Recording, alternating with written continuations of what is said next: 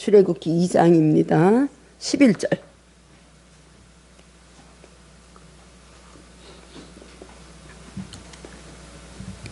22절까지 우리 함께 보겠습니다. 11절부터 시작. 모세가 장성한 후에 한 번은 자기 형제들에게 나가서 그들이 고되게 노동하는 것을 보더니 어떤 애굽 사람이 한 히브리 사람 곧 자기 형제를 치는 것을 본지라. 좌우를 살펴 사람이 없음을 보고 그 애굽 사람을 쳐 죽여 모래 속에 감추니라. 이튿날 다시 나가니 두 히브리 사람이 서로 싸우는지라. 그 잘못한 사람에게 이르되 내가 어찌하여 동포를 치느냐 하매 그가 이르되 누가 너를 우리를 다스리는 자와 재판관으로 삼았느냐. 내가 애굽 사람을 죽인 것처럼 나도 죽이려느냐. 모세가 두려워하여 이르되 일이 달로 되었도다. 바로가 이 일을 듣고 모세를 죽이고자 하여 찾는지라. 모세가 바로의 낯을 피하여 미디안 땅에 머물며 하루는 우물 곁에 앉았더라. 미디안 제사장에게 7달이 있었더니 그들이 와서 물을 길어 구유에 채우고 그들의 아버지의 양떼에게 먹이려 하는데 목자들이 와서 그들을 쫓는지라. 모세가 일어나 그들을 도와 그 양떼에게 먹이니라. 그들이 그들의 아버지 르우엘에게 이를 때에 아버지가 이르되 너희가 오늘은 어찌하여 이같이 속히 돌아오느냐. 한 애굽 사람이 우리의 목자들의 손에서 건져내고 우리를 위하여 물을 길어 양떼에게 먹였나이다. 아버지가 딸들에게 이르되 그 사람이 어디에 있느냐. 너희가 어찌하여 그 사람을 버려두고 왔느냐. 그를 청하여 음식을 대접하라 하였더라. 모세가 그와 동거하기를 기뻐하며 그가 그의 딸 십보라를 모세에게 주었더니 그가 아들을 낳음에 모세가 그의 이름을 게르솜이라 하여 이르되 내가 타국에서 나그네가 되었음이라 하였더라. 아멘. 제목을 거기 써있죠. 제목 한번 같이 보십시다. 하나님이 기억하셨더라. 하나님이 기억하셨더라. 아까 우리 집사님이 기도하시면서 우리의 고난을 기억해 달라고 그러셨어요. 하나님이 오늘 이스라엘 백성들에게 말씀하시는 그 말씀이 무엇을 하나님이 기억하시고 계셨을까? 24절을 보면 우리가 24절 끝에는 읽질 않았습니다. 많아서 24절을 보면 그렇게 되어 있습니다. 하나님이 그들의 고통 소리를 들으시고 하나님이 아브라함과 이삭과 야곱에게 세운 그의 언약을 기억하셨다. 이 족장들의 이스라엘 자손들의 조상들의 그 약속을 하나님은 기억하시고 계신 거예요. 언약을 약속하시면서 400년 동안 너희들은 4대에 걸쳐서 이방의 객이 되어서 고난 속에 있을 것이다. 근데 그 고난을 기억하고 계신다는 거야. 그래서 이제는 때가 돼서 하나님이 이 이스라엘 백성들은 고통 속에서 억압과 늘 부르짖고 신음소리를 내고 있었지만 그 시간이 하나님 때가 될 때까지 기다려야 되는 거예요. 그래서 이제 그 동안에 하나님은 이스라엘 백성들을 자기 백성들을 구원하시기 위해서 모세를 태어나게 하시고 버려지게 하시고 깎아지게 하시고 바로의 딸의 양자가 되게 하시고 이런 과정들이 다 하나님의 계획 속에 있어요. 그 때가 차야 돼. 온전히 그 기간을 우리는 기다릴 수 있어야 되는 거예요. 그래서 야고보 사도가 그렇게 얘기를 하죠. 온전함을 이루는 인내를 배우라는 거예요. 인내를 온전하게 이루기 위해서 그 인내를 우리가 하고 가야 돼. 400년 동안을 우리는 인내를 하고 가야 되는 거야. 이스라엘 백성들은.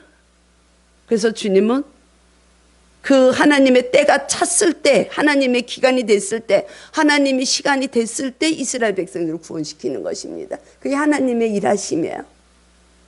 우리 삶 속에서 우리 교회가 어려움 있고 우리 삶이 개인적으로 어려움 있고 고난 있고 왜 나는 왜 맨날 예배 잘 드리고 난 찬양하고 기도하는데 왜 이렇게 힘들지? 우리 집에 이게 뭔 일이지?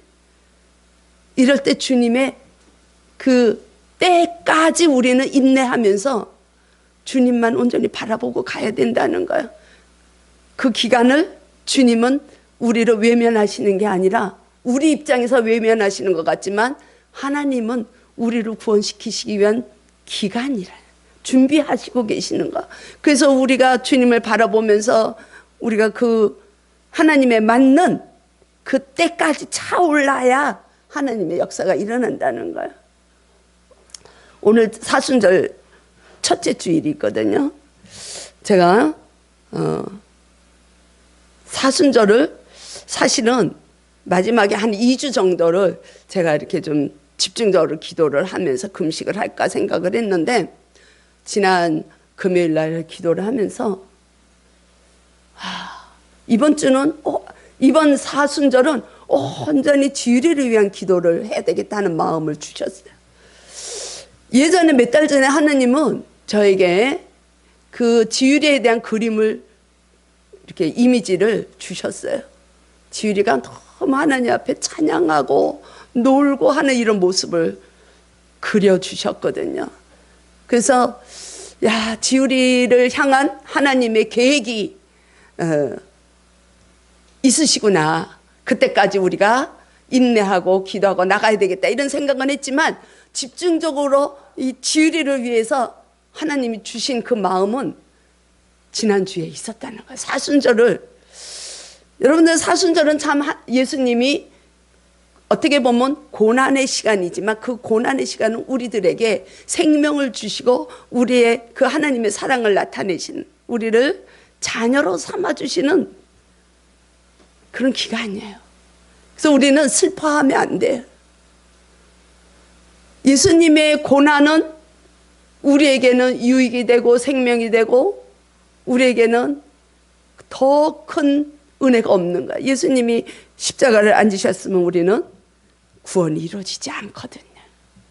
그런 걸 생각할 때 이 기간을 정말 주님을 사랑하면서 정말 주님께 감사하면서 우리가 있는 거에 족한 줄 알고 주님 앞에 우리의 응답이, 우리의 기도가 응답이 더디 이루어질지라도 인내하며 나갈 수 있는 저와 여러분이 되길 축복합니다.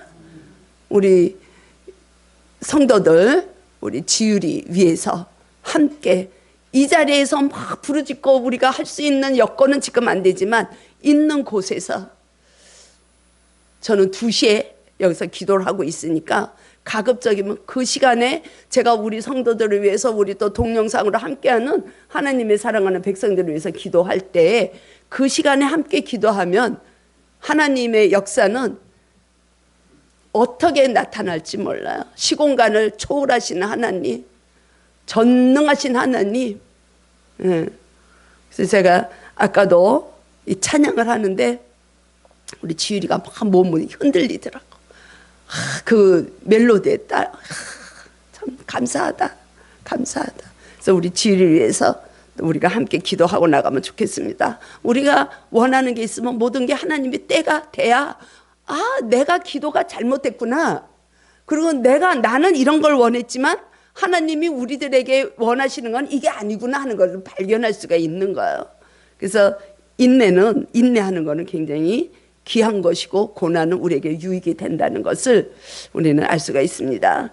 여기 11절에 보니까 모세가 장성한 후에 이제 나가본 거예요. 자기 백성들을 이제 돌보러 나간 거예요. 이게 이제 그 사도행전에서 보면 40살이 됐을 때 얘기를 하는 거예요. 그래서 우리가 아는 것처럼 모세는 어머니가 키웠잖아요. 그러니까 그 자라면서 히브리인들의 정체성이 들어갈 것이고 하나님과의 관계성을, 그 언약을 심어줬을 거예요. 분명히 기도하는 어머니니까. 그때 그런 그 히브리인으로서의 정체성을 갖고 있는 이 모세는 이제 그 자기 동족들이, 여기서는 형제라고 되어 있죠. 11절에는 나가서 보는 거예요. 어떻게 그들이 고욕에 동참하고 있는가.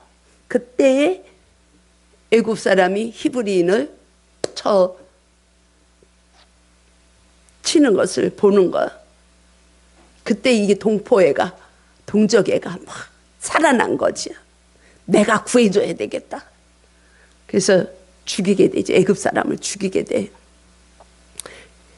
왕궁의 왕자로서 이제 40이니까 교육도 엘리트의 교육을 받고 애굽 왕자로서의 그 모든 것을 갖춘, 무술과 지혜와 모든 걸 갖춘 이 왕자가 사람 하나 죽이는 거 아무것도 아닌 거예요. 자기의 힘으로, 자기가 가지고 있는 권력의 힘으로 사람을 쳐서 죽이는 거예요. 근데 그 다음날 보니까 그 다음날도 또 나갔어요. 그 다음날은 어떤 일이 벌어졌는가? 13절이죠. 13절. 이튿날 다시 나가서 봤더니 이제는 자기네 동족끼리 싸우네요. 그러니까 또 이 동족들이 싸우는 것을 이 모세가 화해를 시키려고 이제 그들 사이에 가서 왜 동족끼리 싸우냐 그랬더니 거기에서 잘못한 사람이 모세에게 얘기를 하죠. 누가 너를 우리의 재판관으로 세우고 누가 너를 우리를 심판하는 자로 세웠느냐? 너가 권한이 어디 있느냐? 야, 이 모세는 자기가 왕자로서 한 사람 죽이는 건 아무것도 아닌 그 세상 권력의 힘으로 애굽 사람을 죽이고 아무렇지도 않았을 거예요. 근데 12절을 보게 되면 그 애굽 사람을 죽이고 나서 그 모세가 한 행동이 나와요. 좌우를 살펴보니까 사람이 없었어요. 그러니까 자기가 이제 좀 안심이 된 거예요. 그래서 그 죽인 사람을 이제 파묻었죠, 모래 속에. 그랬더니 그거를 동족이 본 거야. 좌우를 살피는 것은 한계가 있는 거예요. 위를 보지 못한 거예요. 위를 보지 못해. 저와 여러분들은 좌우를 보면 세상 것만 보이는 거예요.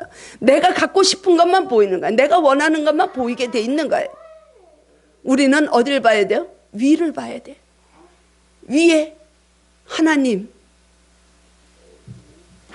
계심을, 하나님이 우리의 인생의 주권자가 되시는 것을 우리는 볼 수 있어야 된다는 거예요. 그래서 바울도 그 얘기를 해요.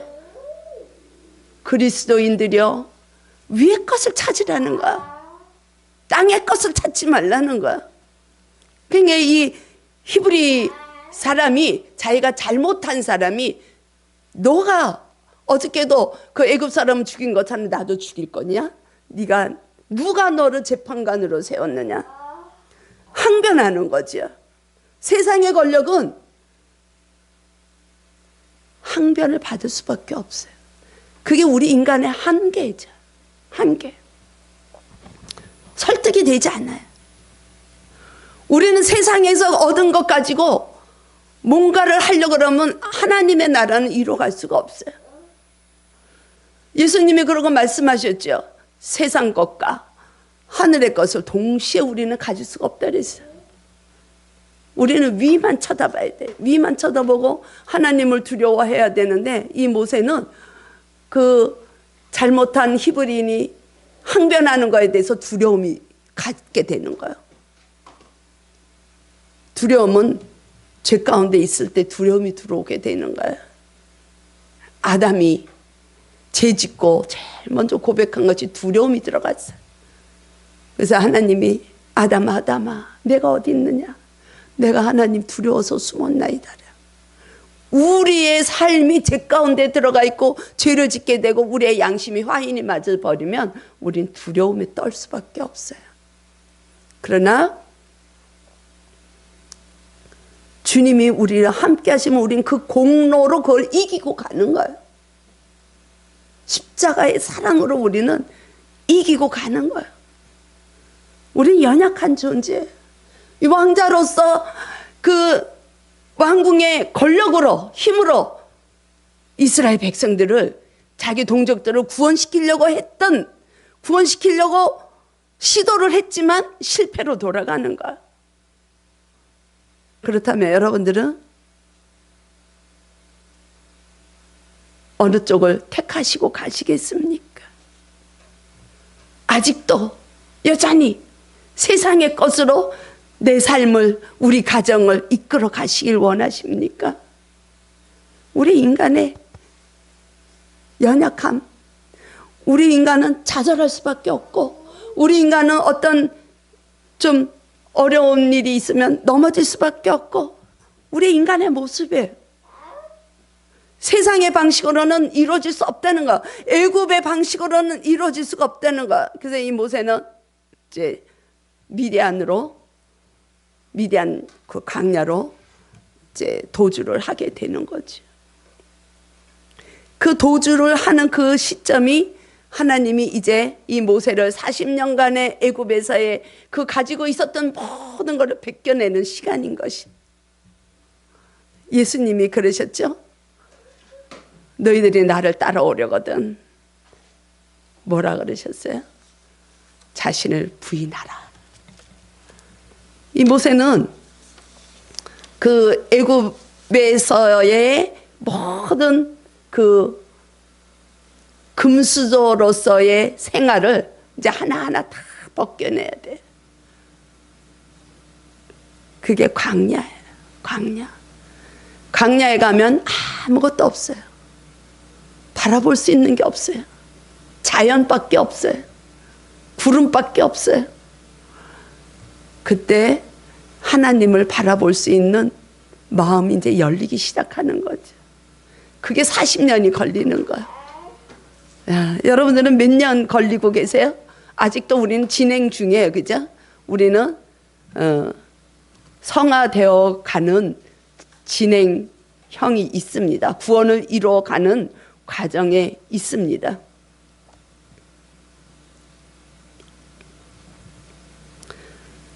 근데 이렇게 보면 애굽에서 자기의 그 일이, 잘못된 일이 탈로가 돼서, 탈로 나서 미디안 땅으로 도망간 것을 우리의 눈으로 보면 안타깝고, 왜 사람을 죽여가지고, 왜 애굽으로 그 좋은 거를 벗어버리고 도망을 가야 되는 삶을 가야 되나? 이렇게 우리는 볼 수가 있어요. 그러나 히브리서 기자는, 우리가 모세를 봤을 때 히브리서 기자는 히브리서 11장에서 그렇게 말씀하죠. 믿음으로 애굽을 떠났다. 역전이 된, 반전을 일으키는 말씀을 하고 있어요. 믿음으로 애굽을 떠났다고 이 사건을 그렇게 이야기를 합니다. 그러니까 세상의 눈으로, 우리의 속성으로 보면 실패한 인생 같아요. 그죠? 우리가 가지고 있던 것들이 다 없어지고 내가 나락에 떨어지면 실패한 인생 같아. 사업이 부도가 나고, 우리 가정이 조금 어려운 일이 있고, 그럼 나는 왜 이러지? 우리 가정은 왜 이러지? 내가 열심히 가서 주님을 찬양하고 헌신하고 구제하고, 근데 우리 가정이 왜 이럽니까? 우린 그렇게 본단 말이에요. 근데 이 성경 기자는 믿음으로 모세는 애굽을 떠나고 왕자라는 것을 벗어버리고 자기 민족의, 히브리 민족의 그 정체성이 뚜렷한 것을 기록해 주고 있습니다. 저와 여러분들은 그리스도인으로서의 정체성을 잃어버리지 않기를 축복합니다. 우리가 그 정체성만 확실히 우리가 소유하고 있다면 우리의 가치관이 바뀌어지는 거야. 우리의 마음은, 우리의 성격은, 인간은 변하지 않아요. 변합니까? 안 변해요. 몇십 년을 같이 사는데 너는 왜 이래? 우리 맨날 그러잖아요. 근데 무엇이 바뀌나? 진정한 그리스도인들은 가치관이 변하는 거예요. 세상 눈으로 모든 것을 바라봤던 내 가치가 하나님의 관점으로 보는 하나님의 가치관으로 바뀌는 거예요. 그게 정체성의 변화예요. 그럴 때 우리는 보는 눈이 달라지는 거예요. 상황은 같아도 불쌍한 마음이 들고, 미워하는 상황밖에 안 되지만 더 이렇게 긍휼을 베풀어 주고 싶고, 그게 주님의 마음이거든요.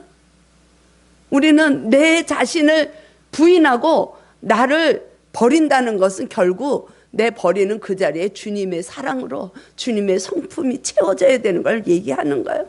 이 모세는 40년 동안 광야에 있으면서 자기의 지식, 하면 스데반이 그 죽을 때, 순교할 때 이 모세에 대한 그 설교를 사도행전 보면은 길게 말씀하고 있어요. 그때 보면 이 모세는 모든 게 정말 참 학문이 특출하고 아주 그냥 유망주예요, 유망주. 그런데 나중에 하나님 만날 때 이 모세가 뭐라 그래? 나는 입이 둔하다 그래. 말을 못한다 그런다. 자기께 다 빠지니까 할 수 있는 게 없는 거야. 여러분들은 할 수 있는 거 많죠?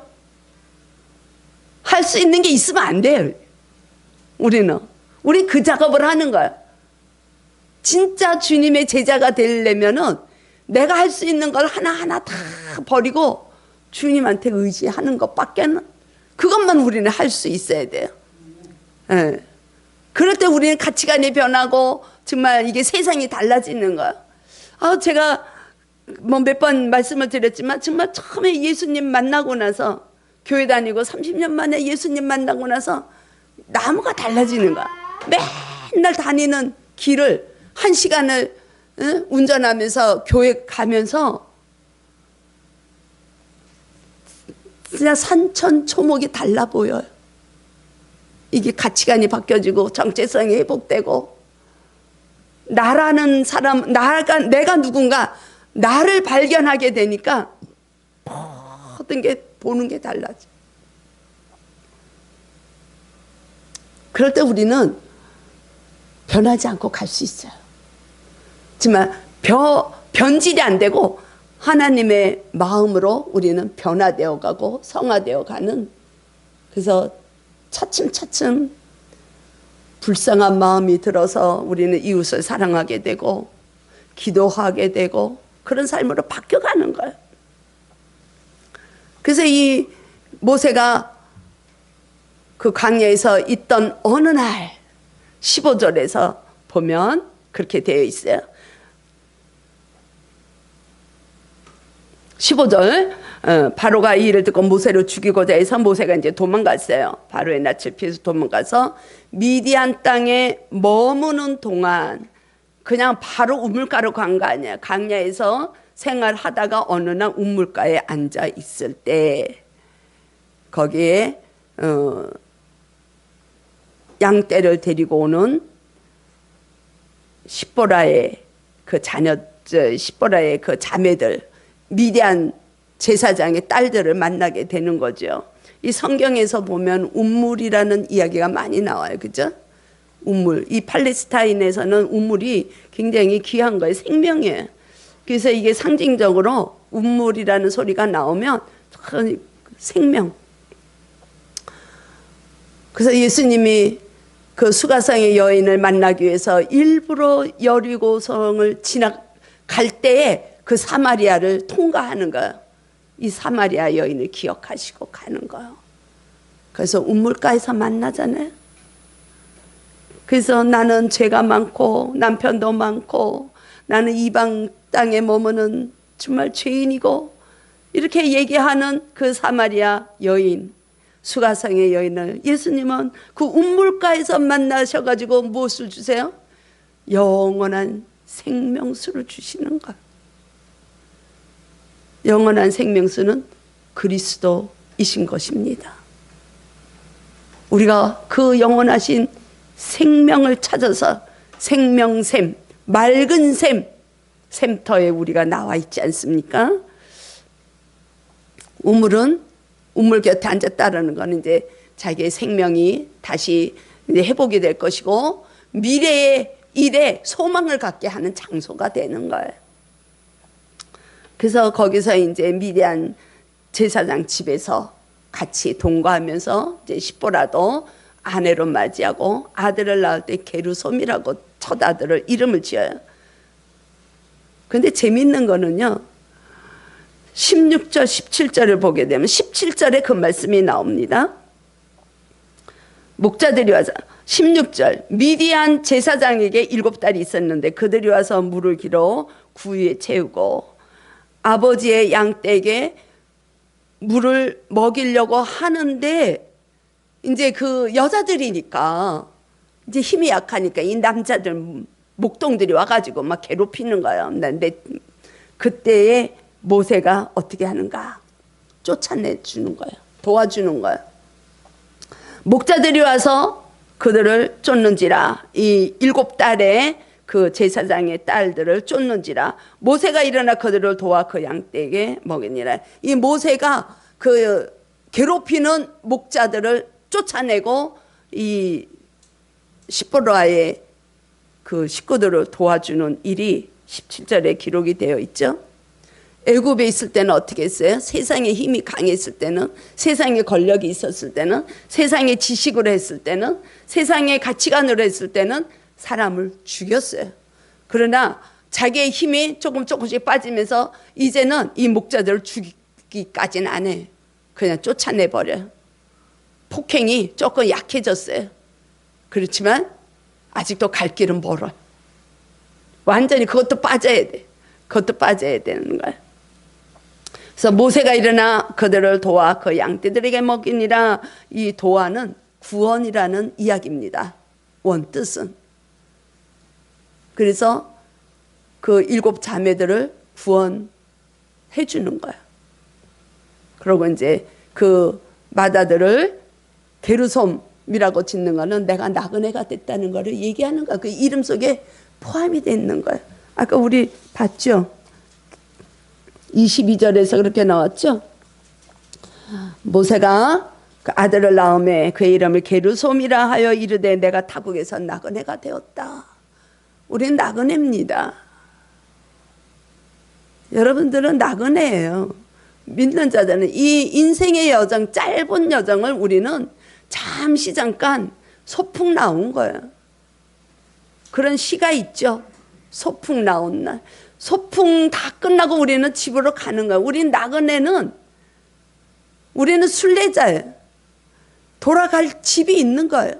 잠시 이 땅에 외출한 자들입니다. 우리는 본향이 있어요. 본향으로 돌아갈 준비를 여기서 하는 거예요. 모세가 40년을 애굽 왕자로서의 있었던 그 힘을 빼는 기간이 40년이 걸리는 거야. 모세가 40년이 걸리는데 우리는 가진 게 없으니까 덜 걸릴 수도 있다. 그죠? 우리는 워낙 모세 같지 않으니까 시간이 단축될 수도 있어요. 우리는 내가 가지고 있는 정말 조그마한 갖고 있는 거 있다면 그것까지도 주님 앞에 올려드려서 주님이 아주 버리라는 거 아니에요. 우리가 가지고 있는 경험, 우리가 가지고 있는 학문 하나님이 완전히 버리라는 게 아니에요. 나중에 네가 충만할 때 나와 하나가 되면 그걸 그대로 그걸 이용해서 또 사용해 주십니다. 완전 버리는 것도 아니에요. 어쨌든 이 모세는 그렇게 해서 40년을 이제 구원자, 해방자, 민족의 해방자로 빚어지는 시간이 그 광야의 시간이 되는 것이지요. 저와 여러분들이 이 광야를 지금 지나고 있는데 광야를 빨리 지나가는 자들은 우리는 누군가를 구원할 수 있는 능력자가 되는 것입니다. 우리는 먼저 내 힘이 빠져야 돼. 근데 우리 믿는 자들, 특히 직분이 있고 교회를 오래 다닌 분들은 뭔가를 자꾸 하려고 그래. 우리 다 느끼잖아요. 내가 뭔가를 해야 돼. 근데 하나님은 우리가 뭔가를 하는 걸 원하지 않으세요. 그냥 나만 봐. 네가 가지고 있는 거 뺄래? 그 자리에 내가 너의 삶을 주관하면 안 되겠니? 우리에게 이렇게 말씀해 주시는 거죠. 근데 나는 교회를 다니면서도 예수님은 나의 인생의 주권자이십니다. 나의 삶의 주인이십니다. 나의 삶의 왕이십니다 하면서도 주님 잠깐만 계시고요. 제가 이거 할게요. 이거 해가지고 주님 앞에 영광을 올려드릴게요. 그래서 우리는 제대로 힘드는 거예요. 내가 하려 하니까 힘드는 거예요. 은혜 주시면, 마음을 주시면 우린 그냥 열매가 맺어지게 돼 있는 거예요. 우린 가지잖아요. 포도나무에 붙어 있기만 하면 되는 거예요. 그러면 열매가 저절로 맺히는 거예요. 내가 열매 맺는 게 아니에요. 예수님 그렇게 말씀하시잖아요. 열매를 보니까 진짜냐 가짜냐가 판가름 난다는 거죠. 우리가 아무리 입으로 나는 기도를 많이 해, 나는 신앙생활을 잘해, 입으로 하는 건 소용이 없어요. 그 사람의 열매를 보고 안다는 거예요. 나중에 마지막 날 예수님은 우리를 보실 때 우리가 이 땅에서 무엇을 했는 걸 보시는 게 아니에요. 어떻게 살았나? 나랑 하나가 되어 있나? 하나님 말씀에 순종하고 가고 있나? 넘어지지만 그래도 나를 붙들고 갈 수 있는 그게 믿음이에요. 그냥 입으로 믿습니다, 믿습니다. 그래가지고 믿음이 있는 건 아니에요. 우린 착각하면 안 돼요. 내가 50년을 교회 다녔기 때문에 나는 믿음이 좋아. 절대 아니에요. 절대 아니에요. 오히려 이게 직분이 올라갈수록 우리는 넘어지지 않도록 조심해야 돼요. 어떤 분이 그런 말씀을 하더라고요. 어떤 모임을 가졌는데요. 거기에 있는 한 분이 이제 다른 쪽에서 모임을 이제 취소하고 이쪽으로 오신 거예요. 근데 그쪽에서 기도를 하도록 이제 이렇게 역할이 주어졌던 장로님이신데. 그러니까 이쪽에서 이제 이제 모임을 다 끝내고 이제 거기에서 여기도 목사님이 계시고 우리가 믿는 자들이 많으니까 기도로 마무리합시다. 그리고 이제 목사님 기도를 좀 해주시죠. 그랬더니 그 장로님이 내가 저쪽에 모임에 가서 기도하려고 그랬는데 그쪽 모임을 안 가고 이쪽을 왔으니까 내가 기도하겠어. 그러고 장로님이 기도하고 그 모임이 이제 끝났다는 얘기를 제가 들었어요. 우리 조심해야 돼요. 여러분들 어떻게 생각하세요? 그 장로님이 잘하신 건가요? 잘못하신 건가요? 우린 그렇게 얘기할 필요는 없어요. 얘기할 필요는 없지만 그분이 선택해서 온 거는 본인이 선택해서 온 거예요. 그리고 이쪽에서는 다른 분한테 기도를 부탁했으면 그분한테 내주는 게 순리 아니겠어요? 내가 뭔가를 해서 하나님의 영광이 나타나고 내가 뭔가를 해가지고 이 기도가 좋고 기도는 좋고 나쁜 건 없는 거예요. 우리는 그런 오류를 범하면서 살고 있다는 것이죠. 저와 여러분들이 오늘 이 모세가 미디안 땅으로 피신하고 40년 동안 모든 것을 힘을 빼는 그런 과정을 보면서 저와 여러분들의 정체성이 회복되기를 축복합니다. 그럴 때 우리는 하나님의 가치관으로 정말 이 세상에서 우리가 살아갈 때 내가 추구하는 정의의 삶이 아니고 하나님의 정의가, 하나님의 공의가 이 땅에서 실현되는 것을 우리가 발견하고 그걸 위해서 기도하고 그걸 위해서 우리가 살아가는 것이 그리스도인들의 삶이라는 거예요. 우리가 잘하는 것처럼 이 선거 때만 되면 기독교 이 목사님들이 나오잖아요. 당 만들어서 나오고. 근데 그게 아름답게 열매가 맺어지는 적이 없어요. 보면 다 손가락질 받고 세상 사람들이 질타하고 왜 그래? 내가 해서 그래. 내가 해서. 하나님이 인도하시는 그 길을 따라서 가면 전혀 부작용이 없어요. 근데 우리는 내가 하려고 그러는 거예요. 특히 이 목사, 장로, 권사들이 교회에서 우리 교회 빼고 문제가 될 때가 참 많이 있습니다. 우리는 선줄로 알 때 넘어지지 않도록 우리는 늘 깨어서 근신하고 기도하고 나가야 되는 것이죠. 이게 기도 응답이에요. 기도 응답은 내가 원할 때 이루어지는 게 아니야. 주님, 우리나라를 회복시켜 주세요. 우리나라가 정말 우리 한국교회가 회복되게 해주세요. 내가 그걸 원한다고 기도가 되는 게, 그게 응답되는 게 아니에요. 하나님이 보실 때 때가 돼야 되는 거야. 하나님이 보실 때 때가 참에 그리스도가 오신 것처럼 하나님의 기간이 됐을 때까지 우리는 인내함으로 우리는 기도하며 주님의 뜻이 무엇인가? 내가 생각할 때 나는 옳은데, 우리 교회가 생각할 때 우리 교회가 나가는 길이 옳은데 하나님의 뜻은 어떠한가를 우리는 발견하고 나가는 그런 훈련이, 이 이스라엘 백성들이 400년 동안 애굽 왕이 죽었는데도 불구하고 애굽 땅에서 노역이 계속되고 그 신음소리가 계속되는 것은 그런 의미가 있다는 것이에요. 제가 어떻게 예주를 만났는데 예주가 그러는가? 목사님 제가 오늘 참 목사님한테 하고 싶은 말이 있어요. 그래서 뭐냐 그랬더니, 왜 나한테 힘이 들고 우리가 왜 고생을 해야 되는지 이제 알았대. 왜 그래? 했더니 그걸 통해서요, 하나님 앞에 기도하라고 그러는 거예요. 할렐루야. 예주가 지금 9살이에요. 9살. 세상에, 우리 9살 다, 지율이 빼고 다 9살 넘었다, 우리는. 야, 예주야, 너는 정말 너무 큰 거를 알았다. 어저께 그랬어.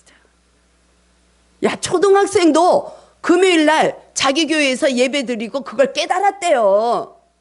근데 우리는 뭐냐, 우리는 여전히 내 삶을 내가 끌고 가고 우리 교회를 내가 끌고 가고, 절대 그렇게 되면 하나님이 기뻐하시지 않는다는 것을, 하나님은 우리를 기억하시는 하나님, 우리는 개개인이 하나님이 기억하시는 자가 돼야 되고, 우리 교회를 기억하시는 하나님이, 우리가 어려움이 있을 때 하나님의 도움이 필요할 때 하나님은 천군 천사를 사방에, 또 우리가 그거 경험하잖아요. 경험하고 있어요. 세상에 간증 하나만 하고 끝낼게요. 우리가 부족하지만 우리가 그 설날을 이렇게 전후해가지고 30kg를 떡을 나눴잖아요. 22가정을 나눴잖아요. 지난주 수요일 날, 저 다른 지방에 있는 어느 한 분이 저희 집에 기가 막혀.